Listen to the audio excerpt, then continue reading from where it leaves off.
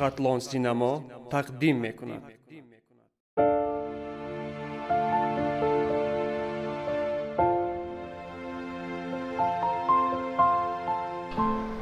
سلام کامران.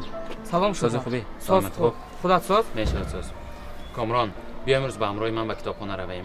اون نو از درس اومدیم باز به کتابخانه میروی؟ تلفن داری کو؟ تلفنت رو به من ده، با تو چیزی که لازم است از اینترنت پیدا کرده میدهم. نه آخر کامران به کتابخانه رفتن و در آنجا کتاب خواندن لذتی دیگر است. التماس بیا به همراه من امروز رویم. خواهش میکنم.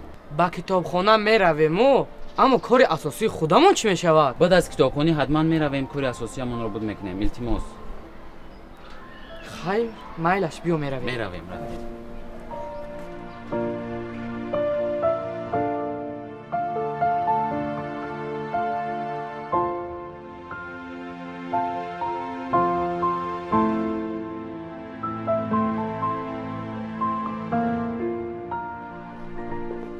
سلام آقا. السلام. با من کتاب شاهنامه لازم. آفرین کتاب شاهنامه در رفیع اول میایستد. مرحمت کنید. مطالعه نمایید. خب به شما کدام کتاب در کار؟ اپا جان به من کتاب لازم نیست. اگر کتاب خواهم انا تلفن دارم. در شبکه‌های اجتماعی میتوانم آنها رو پیدا کنم.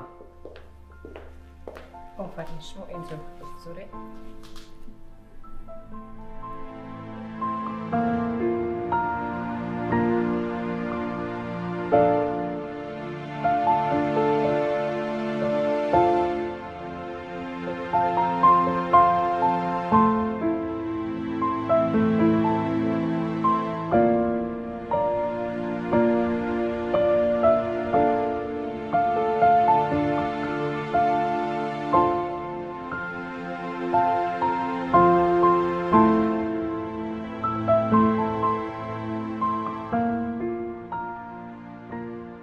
دوستم من به تو حیران میشم.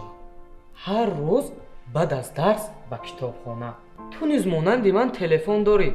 انا همون کتاب‌های میخواسته‌ات را توسط شبکه‌های اجتماعی از روی تلفن مطالعه کنی چیکار میکند؟ نه دوستم تو خودت از اینترنت خواندن گیر. من باشم از کتاب میخونم. خواندن به میخواندم اما قوه تلفنم تمام شده است. انا کتابی من باشد قوهش هیچگاه تمام نمیشود. دوستم کتاب فروغ است که حیات من و تو را روشن می سازد و قوه آن هیچگاه تمام نمی شود. دوستی عزیز به تو چی فایده می دهد همین کتاب؟ من طول 4 سال می باشد که در آزمون جمهوری فروغ سوپی دانای کتاب است شرکت ورزیده ایستادم و انا همان هر روزی که به کتاب خانه می آیم برای آن است که صفحه های دانش خود را زیاد می نمایم.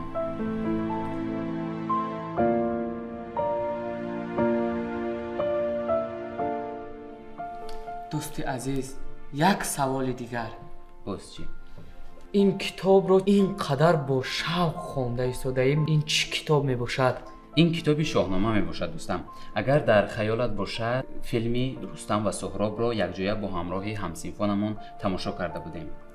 ها به خاطرم آمد. به نهایت فیلم جالب و زیبا بود. به من خیلی پسند آمده بود. بله با مانند همان فیلم در این کتاب داستان‌ها خیلی زیاد می باشند.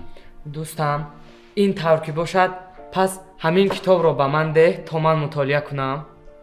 در کتابخانه با مانند این کتاب یعنی که کتاب شاهنامه خیلی زیاد است. رفته گیر خودت خوان. درست میگویی. خوبترش رفته یک کتاب خودم آوردم مطالعه نمایم. اپا جان برای سخنان دغلانه که به شما گفتم عذر میپرسم. من هم میخواستم مثل دوستم یک کتاب شاهنامه رو مطالعه کنم. آفرین پسرم. خوب پسری وقت اصلاح شدی. مرحمت کتاب شاهنامه در رفیع اول میایستد.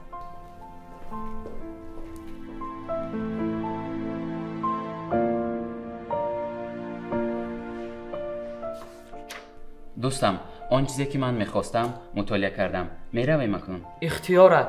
تو میتوانی رو. اکنون من نو کتابخوانی را شروع کردم. میخواهم این داستانهای کتاب شاهنامه را نه با چشم سر بلکه با چشم دلم مطالعه نمایم.